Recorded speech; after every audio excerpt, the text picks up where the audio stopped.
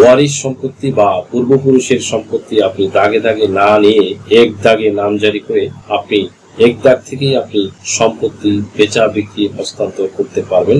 এতে আইনগত দিক থেকে কোনো বাধা নিষেধ নাই, বা আপনি যদি সেই সম্পত্তি বিক্রয় করে দেন এবং যিনি ক্রয় করবেন তারও কোনো বিপাকে পড়তে হবে না এবং তার কোনো সমস্যা হবে। এমনই একটি ভিডিও নিয়ে আপনাদের সামনে ডেসক্রাইব করব, তাই ভিডিওটি না টেনে সম্পূর্ণটি দেখার জন্য অনুরোধ করছি। সুপ্রিয় দর্শক মন্ডলী, এই বিষয়টি নিয়ে বাংলাদেশের অসংখ্য ভূমি মালিকদের সংশয় ছিল।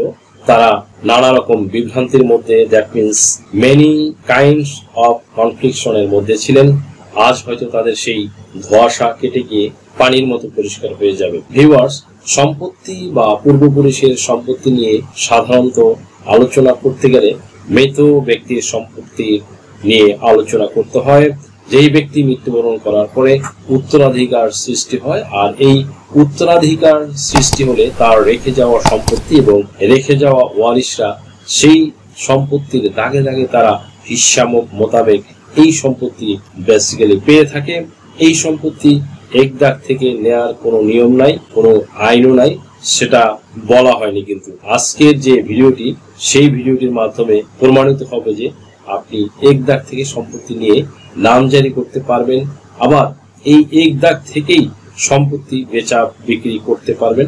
আবার ওই সম্পত্তি যিনি ক্রয় করবেন, গ্রহীতা বা ক্রেতা, তিনিও সেই সম্পত্তি নিয়ে কোনো দ্বিধা দ্বন্দ্বে থাকবে না, কোনো বিপাকে পড়বে না।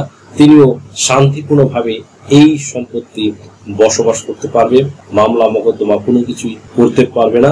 আমরা যদি ওয়ারিশ সম্পত্তি নিয়ে যদি কথা বলি, তাহলে একজন মৃত ব্যক্তিকে নিয়ে কথা বলতে হবে।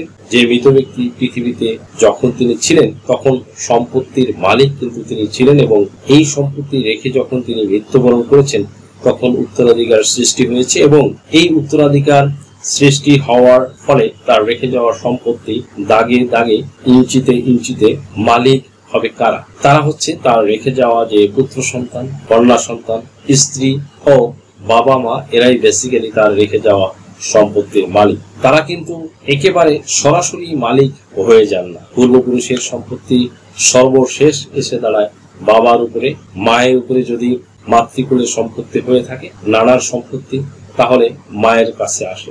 আর বাবার দিকের যে সম্পত্তি বা দাদার বাবার যে সম্পত্তি, সেই সকল সম্পত্তি বাবার কাছে চলে আসে। তো তাদের মৃত্যুর পরে ওয়ারিশ সম্পত্তি গ্রাজুয়ালি তার রেখে যাওয়া ওয়ারিশটা পেয়ে থাকে। সে ফর এক্সাম্পল, মনে করুন গাছের একটি পাকা আম গাছ থেকে প্রথমে পরে কিন্তু চালের উপরে, তারপরে সেটা টিনের চাল গড়িয়ে মাটিতে পড়বে। তেমনি হয়েছে ব্যাপার, দাদার বাবা থেকে, দাদার দাদা থেকে, বাবার বাবা থেকে সন্তান, এভাবেই চেইন অফ টাইটেল নির্ধারিত হয়। এখানে আইনগত দিক থেকে বলা হয়েছে, মৃত ব্যক্তির সম্পত্তি যত সময় পর্যন্ত দলিল না হবে তত সময় পর্যন্ত এই সম্পত্তি অবিভক্ত হিসেবে রেখে যাবে। এই অবিভক্ত সম্পত্তি থেকে যদি কোনো ব্যক্তি তার ইচ্ছা মতন তিনি তার হিস্সা মোতাবেক যদি 10% সম্পত্তি পায়, তিনি এক দাগ থেকে যদি বিক্রি করে দেয়, তাহলে সেটি হবে আইন বহির্ভূত কাজ, এটা আইন কভার করবে না। ইন দিস সিচুয়েশন তাকে অবশ্যই আপোষ বন্টন নামা করতে হবে, এটা কিন্তু ম্যান্ডেটরি, এবং রেজিস্ট্রি করতে হবে। তাহলে আপনাদের বলেছিলাম, আশা করি আপনারা বুঝতে পেরেছেন যে এক দাগ থেকে আপনি সম্পত্তি বেচা বিক্রি করতে পারবেন, আবার আপনি নামজারিও করতে পারবেন।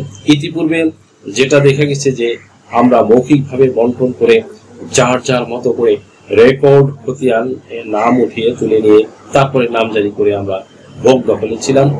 এই সম্পত্তি নিয়ে অনেক ঝগড়া বিবাদ, কনফ্লিক্ট হয়েছে। এখনো পর্যন্ত 10 বছর, 12 বছর, 15 কিংবা 40-50 বছর আগের সম্পত্তি মৌখিক বন্টন করা হয়েছে, মৌখিকভাবে ভাগ বাটোয়ারা করে খাওয়া হয়েছে। এখন পরবর্তী জেনারেশনের ওয়ারিশরা এসে দেখা গেছে যে সেই সম্পত্তির দাবিদার হিসেবে বিজ্ঞ আদালতে মোকদ্দমা দায়ের করেছে। আইনজীবী হবার বদৌলতে এবং একজন ইউটিউবার ও কন্টেন্ট ক্রিয়েটর হবার কারণে এরকম অনেক ভাই বোন বন্ধু, আমার চ্যানেলের ভিউয়ার্স, অডিয়েন্স, তারা দেশে ও বিদেশে থেকে আমার কাছে কিন্তু ফোন করে জানিয়েছে বা জানতে চান যে এই যে ওয়ারিশ সম্পত্তি আপনি গভর্নমেন্টের যে আইন এবং যে পরিপত্র জারি করা হয়েছে, প্রজ্ঞাপন জারি করা হয়েছে, সেখানে বলা হয়েছে যে আপনি সম্পত্তির যদি অংশ আপনি পেতে চান তাহলে দুইটি পদ্ধতিতে কিন্তু আপনি অংশ পেতে পারেন।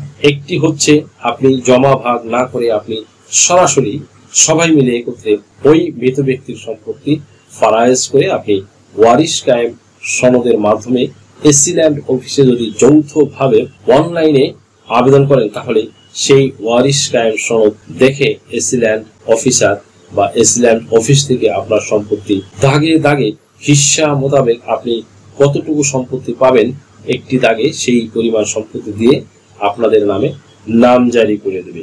এটা হচ্ছে আপনার যৌথ নামজারি জমা ভাগ করে। সো জমা ভাগ না করে আপনি যদি নামজারি করেন তাহলে সম্পত্তি বিক্রি করতে গেলে আপনাকে কিন্তু সেই দাগে দাগেই বিক্রি করতে হবে, কারণ আমি 5% 3% হোয়াট এভার ইট ইজ আপনি যদি পেয়ে থাকেন সেই সম্পত্তি থেকে বিক্রয় করতে হবে। এটা একটি এক্সাম্পল। আপনি এক দাগ থেকে বিক্রি করতে পারবেন না এমনটি কিন্তু পরিপত্রে স্পষ্ট করে কিন্তু বলা হয়েছে। তাহলে আপনি এক দাগে বিক্রি করবেন কিভাবে আর এক দাগে নামজারি করবেন কিভাবে? আমরা কিন্তু সবাই জানি যে দ্যাট মিন্স যদি কোনো ব্যক্তি মারা যায় অর্থাৎ বাবার মৃত্যুর পরে বাবার রেখে যাওয়া সম্পত্তি আমি মালিক হব, বাট আমি মালিক হই নাই। আমি মালিক কখন হব? যখন ওই সম্পত্তিটা আমার নামে চলে আসবে, ভূমি অফিসে রেকর্ড বইতে আমার নাম এন্ট্রি হবে, বাবার নাম থেকে আমার নামে সম্পত্তি চলে আসবে, ট্রান্সফার হয়ে যাবে। আমার নামে সম্পত্তি ট্রান্সফার করে ভূমি অফিস কর্তৃক একটি খতিয়ান ওপেন করে আমাকে দিয়ে দিবে। রেকর্ড বইতে এন্ট্রি থাকবে এই মর্মে যে আমাকে কতটুকু সম্পত্তি দিল, সেই খতিয়ানটাই বেসিক্যালি নামজারি খতিয়ান। আর এই নামজারি খতিয়ানটা যখন হয়ে যাবে আইনগত দিক থেকে আইন মেনে তখনই একজন ব্যক্তি মালিক হয়ে যাবে। সেই জমিটার বা সেই জিনিসটাই যত সময় পর্যন্ত না হবে তত সময় পর্যন্ত কিন্তু এই সম্পত্তির অবিভক্তই থেকে যাবে। আর যদি যৌথভাবে মালিকানা নিতে হয় তাহলে যৌথভাবে অনলাইনে আবেদন করে আপনি যৌথভাবে নামজারি করে মালিকানা নিতে পারেন। তবে সেটি হবে দাগে দাগে, আপনার যেই দাগে যতটুকু সম্পত্তি পাবেন ততটুকু সম্পত্তির মালিক আপনি হবেন। দাগে দাগে বিক্রি করতে হবে। আর যখনই আপনি আপোষ বন্টন নামা দলিল করে ফেলবেন, এই আপোষ বন্টন নামা দলিল করার সময় আপনি যদি সে ফর এক্সাম্পল 3 দাগে আপনি যদি 3 দাগ সম্পত্তি না নিয়ে আপনি এক দাগের সম্পত্তি নেন এবং অন্য ভাইয়েরাও যদি একটা দাগে যদি সম্পত্তি নেয়, সবাই আপোষ মীমাংসা করে একটি দলিল সৃষ্টি করা হবে। সেই দলিলে উল্লেখ করা থাকবে যে আমি 121 দাগে আমার 10% সম্পত্তি চাই। অন্য ওয়ারিশ যদি সেটা মেনে নিয়ে আপোষ বন্টন নামার দলিল করে যদি আপনাকে ওই একটি দাগে আপনাকে 10% সম্পত্তি দিয়ে দেয়, আপনিও সেরকম অন্য ভাইরা যদি অন্য দাগে তার 10% সম্পত্তি নেই, বোনরা যদি পায় 5% সম্পত্তি নেয়, এভাবে আপোষ করে যদি আপনি একটি দলিল তৈরি করেন, সেই দলিল বলে আপনি নামজারি যখন করে ফেলবেন তখনই ওই একটি দাগেই কিন্তু আপনার 10% সম্পত্তি মালিক হয়ে গেলেন। এই সম্পত্তিতে কিন্তু কখনোই অন্য ওয়ারিশরা ভাগ বসাতে পারবে না। এই সম্পত্তি তারা কোনোদিন দাবি করতে পারবে না। ভিউয়ার্স, পরবর্তী প্রজন্মে যে সমস্ত ওয়ারিশরা আসবে তারাও কিন্তু এই সম্পত্তি দাবি করতে পারবে না। এই এক দাগের সম্পত্তি যখন আপনার নামে নামজারি হয়ে যাবে তখন এই এক দাগের সম্পত্তি আপনি বিক্রি করতে পারবেন, আপনার নামে নামজারি করতে পারবেন, আপনি যা খুশি তাই করতে পারবেন। আপনি শুধু ওই সম্পত্তির মালিক। এক দাগের এই ব্যতীত কোনোভাবেই আপনি এই সম্পত্তি বেচা বিক্রি করতে পারবেন না এক দাগ থেকে। ভিউয়ার্স, আপনার দাগে দাগে যেতে হবে। এই বিষয়টা কিন্তু ক্লিয়ার করে দিয়েছেন ভূমি মন্ত্রণালয় কর্তৃক প্রকাশিত পরিপত্রের মাধ্যমে বলা হয়েছে জমা ভাগ না করে যদি আপনি সম্পত্তি নামজারি করেন আপনার দাগে দাগে আপনার যেতে হবে।